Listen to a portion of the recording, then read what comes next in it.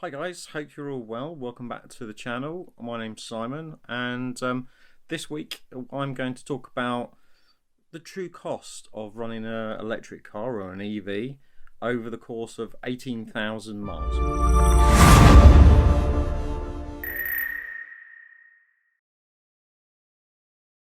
So about 2 years ago I started my EV journey. I used to drive a Nissan Qashqai diesel 1500, and adding up the cost of that over the course of the same amount of miles, so 18,000 miles is what I'm basing it on, which is my yearly amount. I suppose a yearly 18,000 that I do in my EV. I started adding up the cost, and I wanted to kind of present back to you guys. So if you're looking to get an EV, or you're looking around, or you're not sure how much cost it is and that sort of stuff, I hope this kind of gives you a bit of a guide about what the actual real world running costs of an EV actually is. So if you take out the whole environmental stuff and things like that, you can save yourself a lot of money just by running an electric car and not a diesel or a petrol car. So my original car, like I said, was a Nissan Qashqai diesel 1.5. Over 18,000 miles, cost me approximately £1,450 in fuel.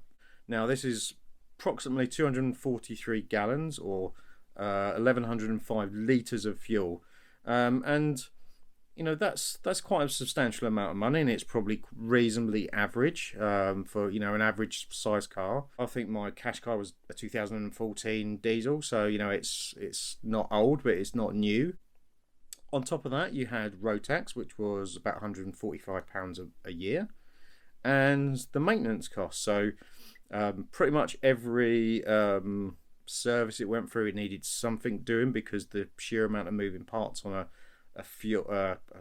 diesel or an ICE car actually has, there was always something that went wrong, whether it be an exhaust pipe part, or something to do with the brakes, or the engine, or something like that. And its final nail in the coffin was actually the engine blowing up. So it was a substantial cost, and the reason why I went to an EV, to be honest.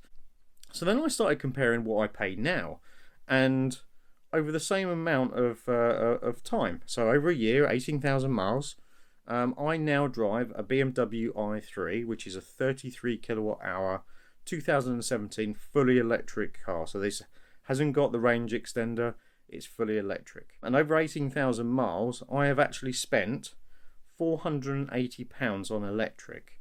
Now I average, I don't know, I would say £45 a month on charging. Now anyone that watches this channel, but if you don't, it's fully public charging, and that includes work charging, because I don't get that for free, so it's a little bit higher. So I've actually saved myself, just on that alone, almost £1,000 over a year just by going electric. There's no road tax, which means I've saved another £145 a year, and there's less moving parts. So I was quite lucky, but if you can, certainly with the i3, you can have a maintenance plan.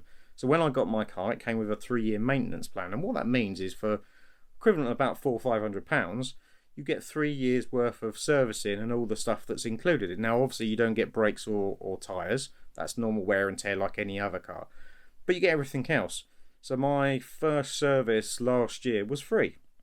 They advised I didn't need brakes. They've got the same brakes on it as it was from new. They're still fine, and because of regen braking, you use a lot less on the pads.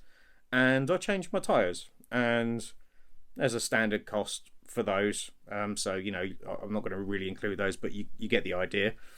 And there's a lot less moving parts, which means there's less to go wrong. Essentially an electric car is a battery skateboard platform at the bottom and a shell on top with a couple of motors.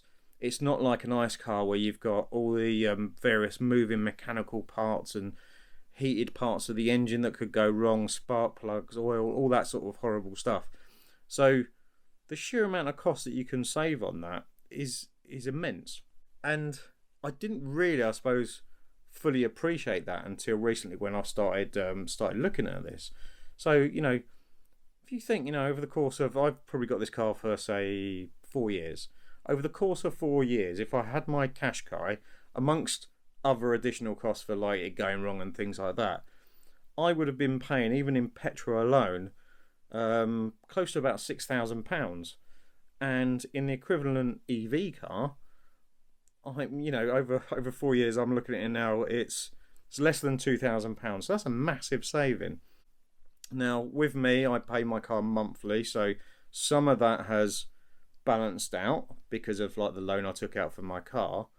But if you're lucky enough to buy your car outright, then there's huge amount of savings you can do. And even if you don't, we know of people where they've got to the point where they've traded their car in, and actually the money that they save on fuel and things like that goes back in to actually pay for the running cost of the car, which means the car becomes essentially cost neutral. So there's so many things that are benefits of those. You know, like I said, if you don't want all the other spiel that, you know, around EVs and things like that, how they're great for the environment and blah blah blah blah blah, if you just want to save yourself money, I can't recommend electric cars enough. For me, it was a gamble at the time because I didn't have any home charging. So, you know, but it's worked for me, and it works absolutely fine having no home charging. And if you have home charging, or you can get a charger put in at home, you can go on lower rate tariffs. So you charge your car overnight when it's the cheapest. So actually your cost per year in terms of charging electric will come down even further. So there really is no downside to owning an electric car. If you want to, you know, have a look at things like range and all that sort of stuff, there's loads of other videos on my channel around that. There's more stuff around the i3 if you're interested in that as well. But yeah, hopefully if you're looking for a new EV car and you know, you wasn't sure about the true cost, this is real world cost for me. There's no fluff, no gumph. You know, this is how many miles I've done, how much it's actually costed me in pocket, and it shows you the benefits. So hope you found this interesting. If you did, don't forget to like, share, subscribe to the channel.